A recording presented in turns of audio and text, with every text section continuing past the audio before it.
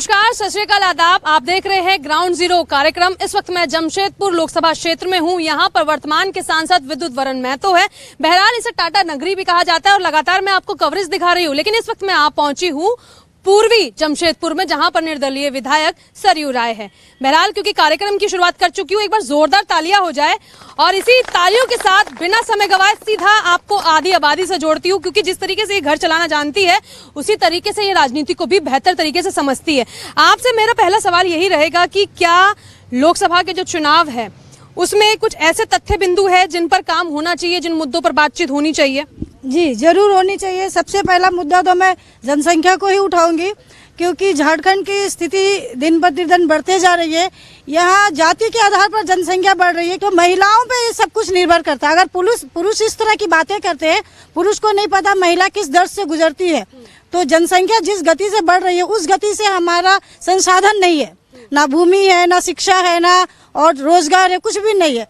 तो अगर जनसंख्या इस तीव्र गति से बढ़ेगी, भारत सेकंड नंबर पे था, आज फर्स्ट नंबर पे पहुंच रही है, और झारखंड में जमशेदपुर सेकंड नंबर पे, रांची फर्स्ट नंबर पे है, 4.6 हो गया है। तो इतनी गति से अगर जनसंख्या बढ़ रही है तो शिक्षा का बहुत बुरा हाल है। यानी कि जनसंख्या कंट्रोल होना जरूरी है, और इस मामले पे तो मुझे लगता है कि हम नहीं चाहेंगे कि चीन को टक्कर दे। इस मामले पे, जनसंख्या के मामलों पे जनता यही उम्मीद कर रही है कि चीन आगे रहे। बहरहाल जनसंख्या जितना बड़ा मुद्दा है, आपको क्या लगता है, क्योंकि लोकसभा के चुनाव है, यूसीसी को क्या लागू होना चाहिए? अगर मैं झारखंड के परिप्रेक्ष्य में बात करूं, बिल्कुल सही है, यूसीसी बिल्कुल लागू होना चाहिए। वो इसलिए कि हमारे देश में एक समान कानून सब जगह होना चाहिए। अगर ऐसा नहीं कि एक स्टेट में एक समान कानून है तो अदर स्टेट में अलग है।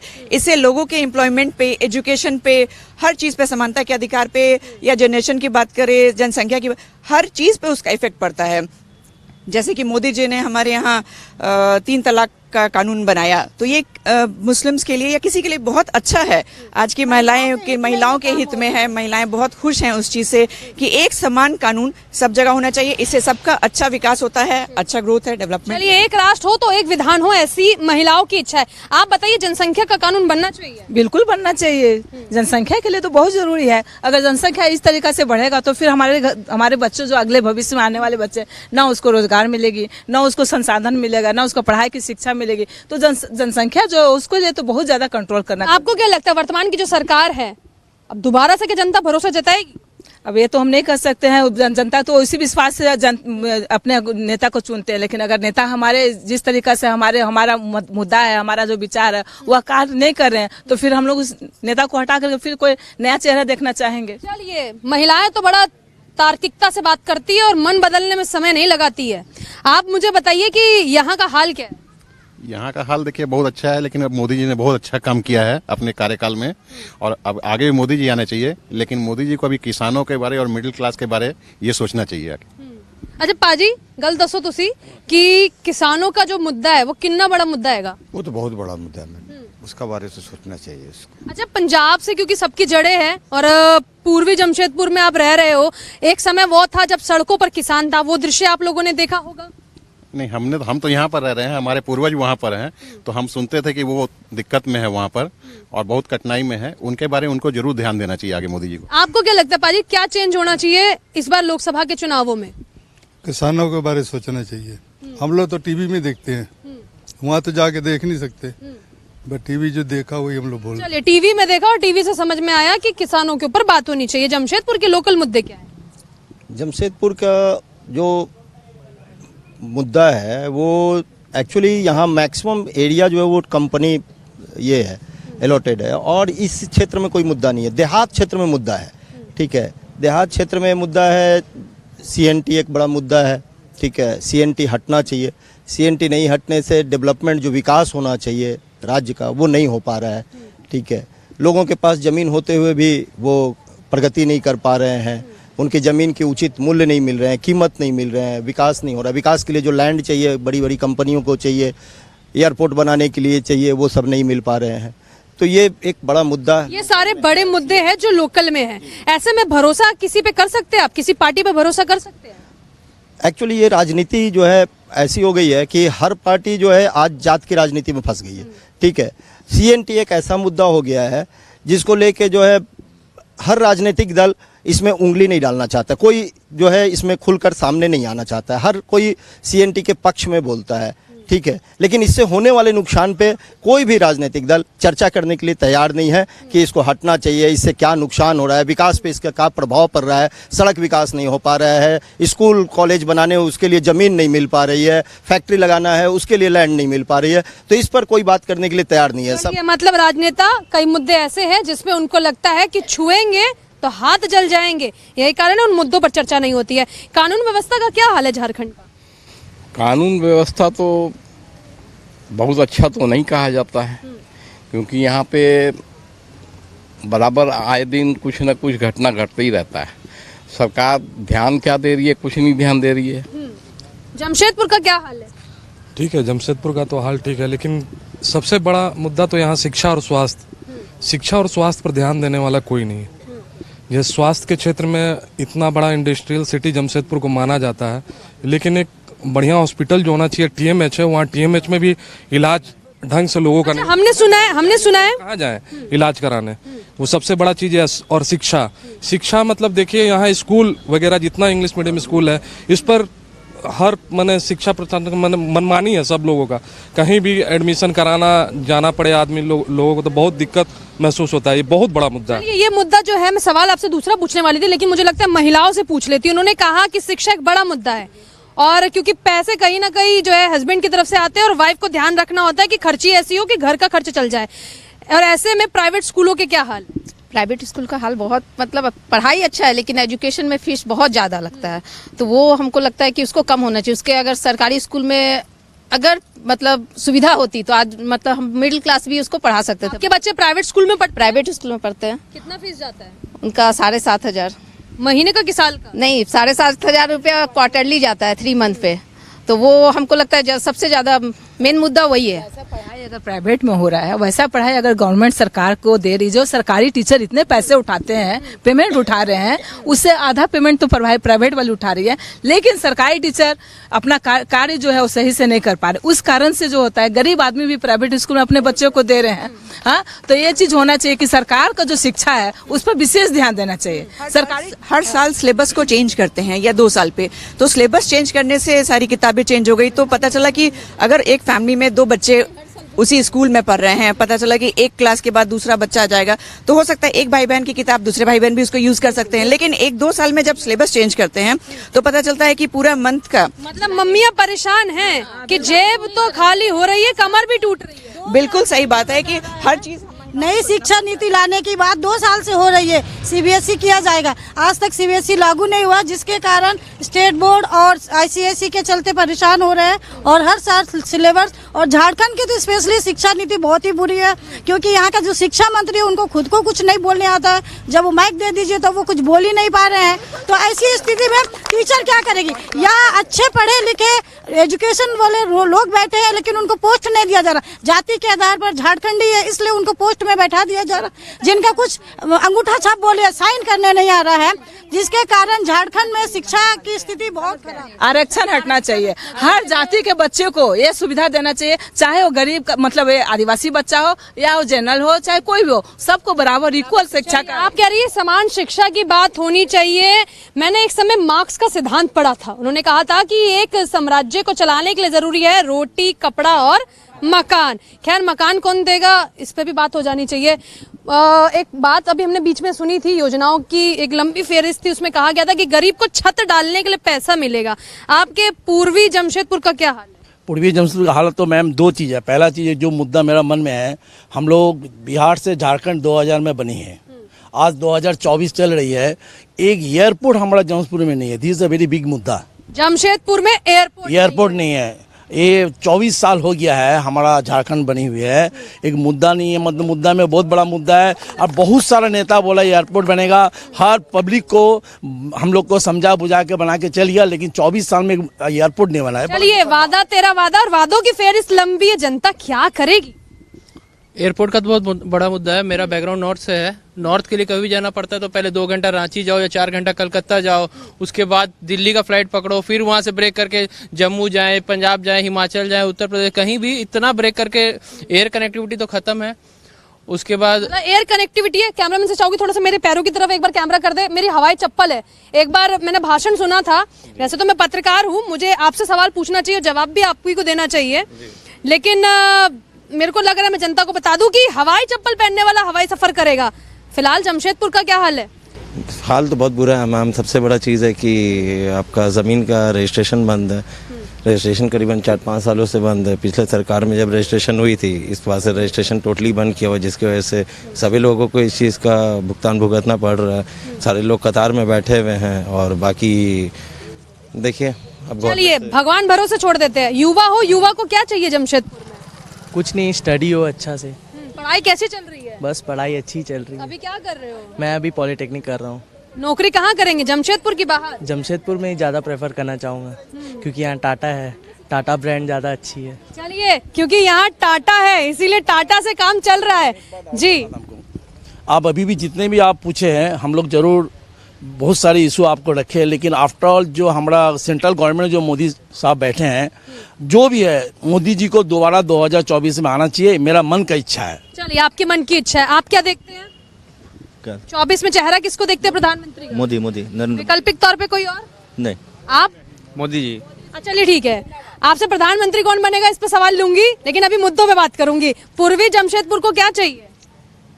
पहले तो मैडम यहाँ महंगाई कम होना चाहिए।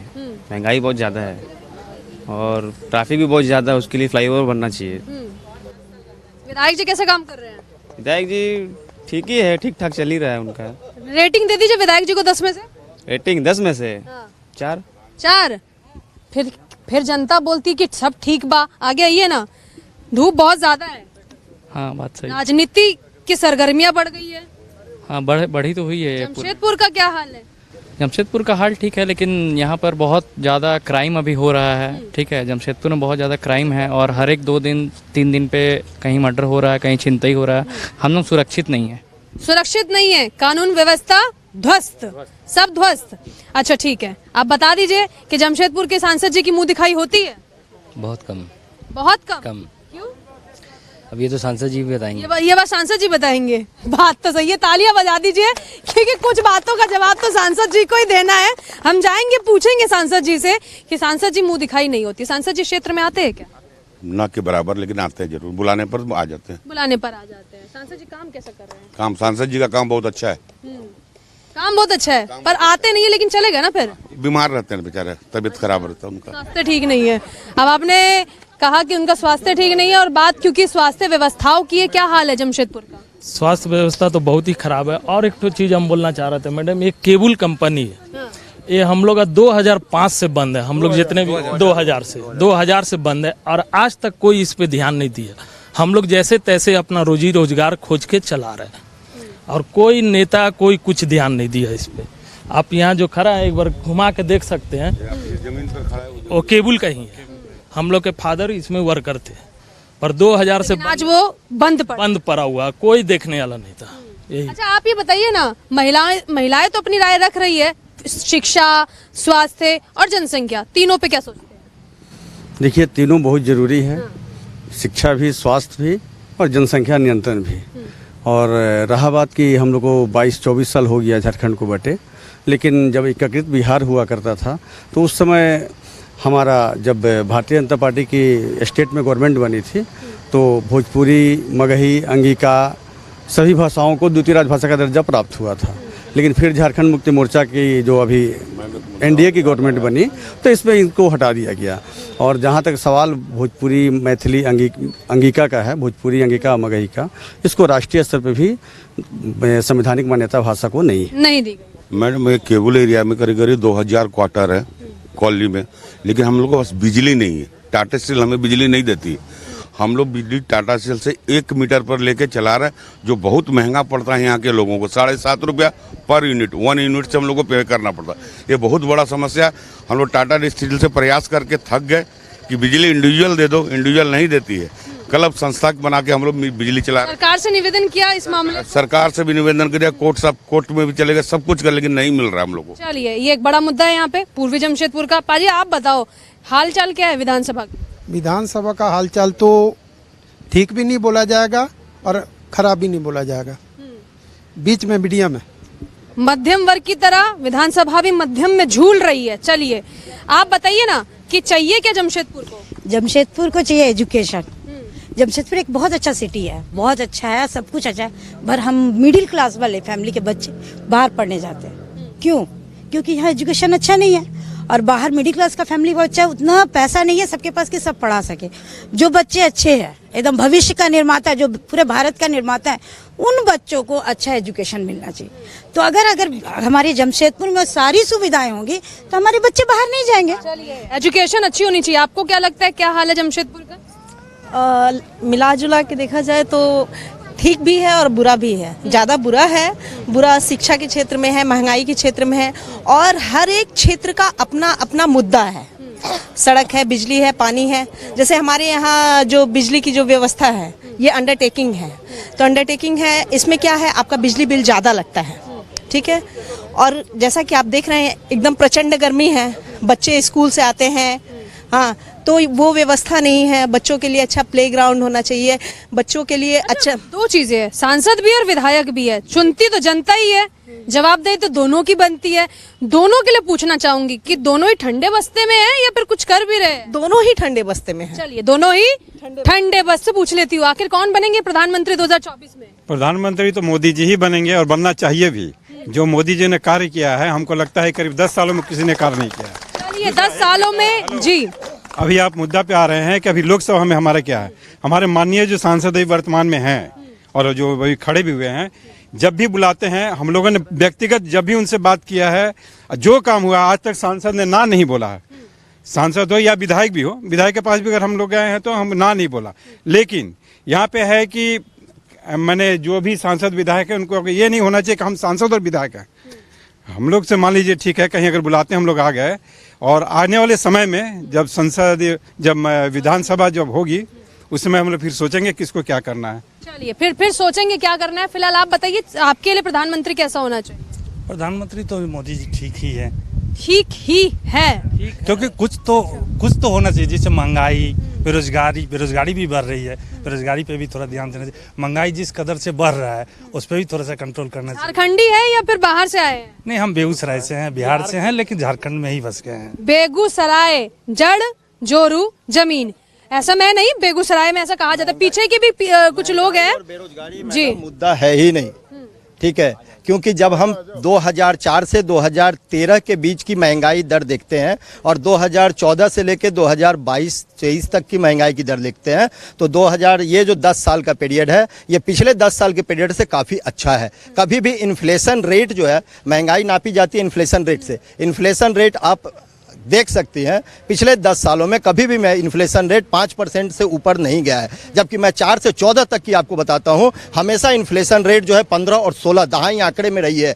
जबकि हमारा इंटरेस्ट रेट बैंकों में 8 से 9% रहा है। यानी हर व्यक्ति अपना जो है 6% हर साल अपनी पूंजी तोड़ा है, ठीक है। आपका इनकम 9% और महंगाई रेट 15%, यानी 6% आपका पूंजी हर साल टूटा है। देश के हर वासी का टूटा है, देश के नेशनल इनकम टूटी है, ठीक है। और बेरोजगारी मैडम मैं कोई मुद्दा नहीं मानता हूं, इसलिए कि अगर जब हम देखते हैं आज पूरी दुनिया जिस क्राइसिस के दौर से गुजर रही है, ठीक है, आज पूरी दुनिया में जीडीपी रेट, चाहे वो चाइना हो, जापान हो, अमेरिका हो, जर्मनी हो, फ्रांस हो, जहां 3-4% से ज्यादा नहीं है, हमारा देश आज भी 7-7.5% का जीडीपी रेट से आगे बढ़ रहा है। दुनिया में बहुत मतलब बड़ी बात है, भारत को कमतर नहीं आंक सकते। लेकिन लोकसभा की बात है, ये लोकसभा में मैडम मोदी जी का ही राज आना चाहिए, क्योंकि आज हमारा जीडीपी ग्रोथ 8.4 है, इन्फ्लेशन 4.5 है। आप अमेरिका का उठा के देख लें, उसका जीडीपी 3.5 है।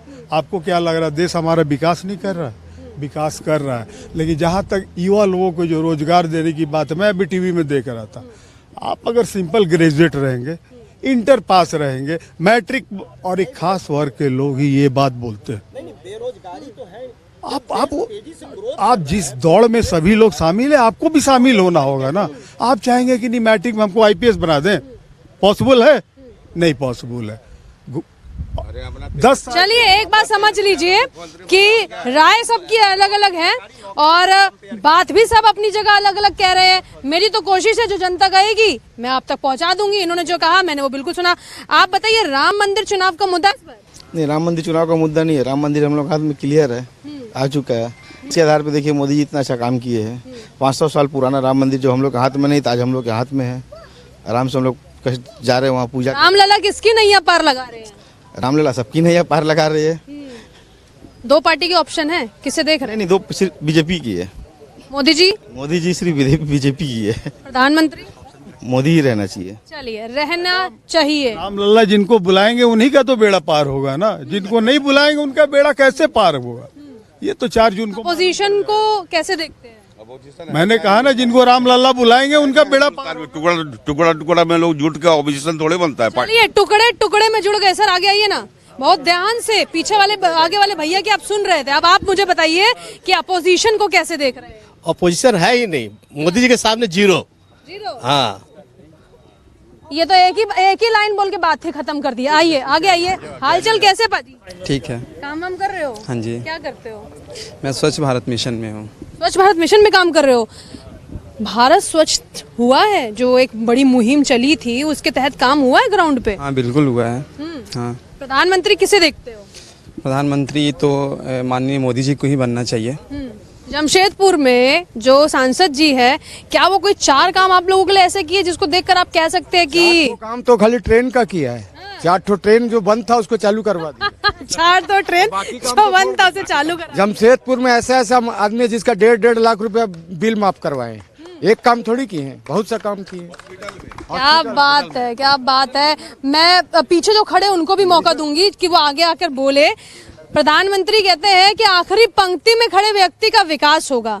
आप तक विकास पहुंचा क्या? मैम विकास तो हो ही रहा है, जिसको जरूरत है उसको मिलते ही है। सरकारी राशन मिल रहा है सबको, आयुष्मान योजना के तहत सबका इलाज हो रहा है। और मैम क्या एक्सपेक्टेशन रखेंगे मोदी जी, और क्या देंगे? चलिए, और क्या एक्सपेक्टेशन रखेंगे? पुरुषों की एक्सपेक्टेशन तो बस इतनी है, पुरुष मतदाताओं की, पर महिलाओं की लग रहा है ज्यादा है। आप कुछ कह रही थी, बताइए। हाँ जी, हम तो कह रहे थे कि मोदी जैसा नेता आज तक न हुआ है न होगा। बस उनके जैसा नेता न पैदा हुआ है और न कोई पैदा कर सकेगा। मोदी जी का 20 साल तक मोदी जी को हम बोलते हैं कि उनका भगवान उम्र दे 100 साल, और 100 साल तक हम मोदी को देखना चाहते हैं, जो हमारे बाल बच्चों का भविष्य सुनहला बना दे। जो कोई नहीं कर पाया वो मोदी किया। आज तक रामलला हम लोग के टेंट में थे, उनको मंदिर में लाने वाले काम मोदी जी किए हैं। इस बार भी मोदी सरकार ही होना चाहिए। एकदम मोदी जी ही आने चाहिए, और कोई नहीं है उनके टक्कर में। प्रधानमंत्री कौन है? नरेंद्र मोदी। देखिए उनको कहाँ? टीवी पर। टीवी पर, गुड। अच्छा आप बताइए, क्या हाल है चुनावों का? चुनाव का ठीक है। ठीक है, मोदी जी ही को आना चाहिए। विद्युत वरण महतो जी को जानती है आप? जी जानते तो हैं, ये तो बस सांसद है। सुने हुए हैं और कुछ नहीं जानते हैं, बस मोदी जी को जानते। सांसद है विद्युत वरण महतो, लेकिन उनको कभी देखे नहीं। पहुंच तक ही वो आ पाते हैं, आम जनता के सामने नहीं आते हैं। एक बात तो समझ लीजिए, आप जो कहेंगे आपसे महिलाएं उतनी जो है सहमत नहीं होगी। उनकी अपनी राय। आगे आइए। एकदम टीका लगा के, चश्मा पहन के, एकदम टाइट है, भौकाल टाइट है। ये बताइए, अभी जमशेदपुर का हाल क्या है? बहुत बढ़िया है जमशेदपुर में। लोकसभा में अब देखना है, फिर से मोदी जी चाहिए। विद्युत वरण महतो 2 बार रह चुके हैं। हम लोग का एक ये था कि इस बार कोई नए कैंडिडेट आए, जिनमें कोई युवा आए, ऊर्जा होनी चाहिए थी, लेकिन फिर से मोदी जी के आदेश पे उनको दिया गया है। हम ये वाली बात तो जो आपने कही है, अभी एक शो करके आई हूँ, मैंने वहां पर भी सुनी थी कि ये जमशेदपुर वाले एक जिसको 2 बार मौका देते उसको तीसरी बार नहीं देते। तो विद्युत वरण महतो जी जो उतरे चुनावी मैदान में, उसको जमशेदपुर की जनता उस बात को हजम कर पा रही है? एकदम हजम कर पा रही है। वो कैपेबल कैंडिडेट है तो उनको जरूर रहना चाहिए। ऐसा जरूरी नहीं होता कि आदमी उम्र से ही ऊर्जावान हो। आदमी में सोच से भी मजबूत होना चाहिए, विजन होना चाहिए आदमी के पास। एक और मुद्दा आपको बोलना चाहिए, जो नेशनल मुद्दा होते जा रहा है, धर्मांतरण का मुद्दा होना चाहिए। नहीं तो अगले 20 साल बाद हमारा देश का डेमोग्राफी ऐसा चेंज होगा ना कि हम लोग ना मोदी जी को क्या जैसा कोई कैंडिडेट नहीं ला सकेंगे। जो धर्मांतरण का प्रोसेस है, इसको नेशनल में कानून बनना चाहिए। धर्मांतरण पे कंट्रोल लगे, कानून बनना चाहिए। चलिए, धर्मांतरण पर कंट्रोल हो, ये बड़ा मुद्दा। आप इधर आइए, आगे की तरफ, कैमरे की तरफ आइए। आप जल्दी से मुझे बता दीजिए, प्रधानमंत्री कैसा होना चाहिए? प्रधानमंत्री मोदी जी का काम तो अभी प्रधानमंत्री जी के रूप में ठीक है, लेकिन जहाँ तक हम लोग का लोकसभा का क्षेत्र है, हम लोग का जमशेदपुर एक औद्योगिक शहर है, जिसमें हम लोग का एयरपोर्ट सबसे ज़्यादा जरूरी है औद्योगिक क्रांति को बढ़ाने के लिए। सांसद जी ने हमारा प्रयास भी किया, धालपुगढ़ में जमीन भी हुआ, लेकिन हाथी कॉरिडोर का मामला देकर उसको निरस्त कर दिया गया। लेकिन फिर भी अभी सांसद लगे हुए हैं और उम्मीद है कि एयरपोर्ट बनेगी। और जमशेदपुर पूर्वी का जहाँ तक हम लोग का सवाल है, यहाँ मलिकाना हमारा मुद्दा है।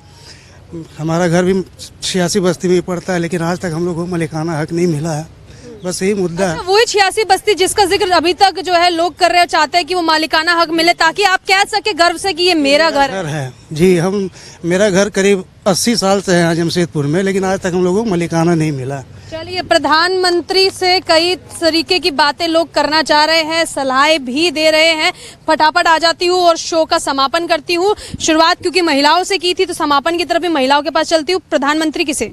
जी, प्रधानमंत्री के लिए देखिए, सिर्फ हम अपने घर की बात नहीं सोचेंगे, सिर्फ जमशेदपुर या झारखंड की बात नहीं है, पूरे देश को आगे ले जाना, इसलिए मोदी जी ही चाहिए। मोदी जी जिंदाबाद। चलिए, मोदी जी इनको चाहिए। आपको प्रधानमंत्री के तौर पे कौन चाहिए? मोदी जी। मोदी जी। मोदी जी एकमात्र विकल्प है, एक नाम। मोदी। चलिए, लोगों की अपनी अपनी राय है। राहुल गांधी जी विकल्प में देखते हैं आप? राहुल गांधी का तो नाम ही नहीं जानते हम। क्या कहा? मोदी जी को पहुंचा दीजिएगा कि हम लोग की डिमांड है कि एयरपोर्ट बन जाए। हमारे सांसद ने बहुत मेहनत किया है और पूर्व जो यहाँ के चीफ मिनिस्टर थे माननीय रघुवर दास जी, उन्होंने भी कहा था और हो भी जाता, लेकिन किस्मत से हट गए। आज नहीं हटते तो आज हम लोग तो घूमते रहते। चलिए, प्रधानमंत्री किसे देख रहे हैं? मोदी। विकल्प में मोदी जी। चलिए चलिए चलिए, जोरदार तालियां बजा दीजिए अपने लिए, एक बार जोरदार तालियां, और कैमरा घुमाइए और तालियों की गड़गड़ाहट जो है और तेज कर दीजिए। और ये जो आपने रिपोर्ट देखी ग्राउंड जीरो की, ये है पूर्वी जमशेदपुर की, और आपने सुन लिया कि यहाँ से आम जनता की राय क्या है। कैमरा पर्सन प्रवीण के साथ मैं भावना, न्यूज़ 11 भारत, पूर्वी जमशेदपुर, जमशेदपुर लोकसभा क्षेत्र।